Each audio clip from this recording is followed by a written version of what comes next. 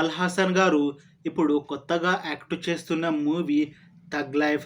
అయితే ఈ మూవీకి ముందు కమల్ హాసన్ గారు లాస్ట్ యాక్ట్ చేసిన మూవీ 'విక్రమ్'. ఈ మూవీ రిలీజ్ అయ్యి 3 ఇయర్స్‌కి దగ్గర వస్తుంది. ఇంకా అప్పటి నుంచి కమల్ హాసన్ గారు ఒక్క మూవీలో కూడా నటించలేదు.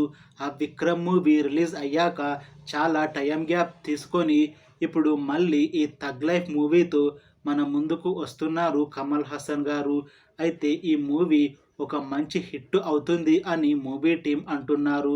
చూడాలి ఈ 'థగ్ లైఫ్' మూవీతో కమల్ హాసన్ గారికి ఇంకొక పెద్ద హిట్ మూవీ అవుతుందా లేదా అనేది మనం ఈ 'థగ్ లైఫ్' మూవీ రిలీజ్ అయ్యాక చూడాలి. 'థగ్ లైఫ్' మూవీని డైరెక్ట్ చేస్తుంది మణిరత్నం. ఇంకా ఈ మూవీకి మ్యూజిక్ డైరెక్టర్ ఏఆర్ రెహమాన్.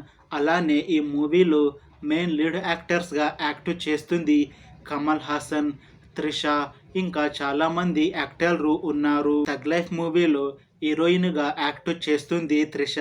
అయితే త్రిష గారు ఈ మూవీకి ముందు 'లియో' మూవీలో నటించారు. ఈ 'లియో' మూవీ ఈ మధ్య రిలీజ్ అయ్యింది.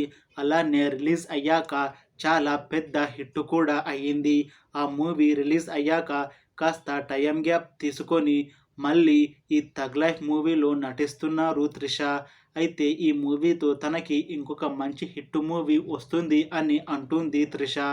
చూడాలి ఈ మూవీ రిలీజ్ అయ్యాక త్రిష గారికి ఇంకొక మంచి హిట్ మూవీ వచ్చి మళ్ళీ తమిళ్లో అలానే తెలుగులో మూవీ ఆఫర్లు వస్తాయా రావా అనేది మనం ఈ 'థగ్ లైఫ్' మూవీ రిలీజ్ అయ్యాక చూడాలి. అయితే త్రిష గారు మణిరత్నం గారితో ఇంతకు ముందు 'పిఎస్' మూవీలో నటించారు.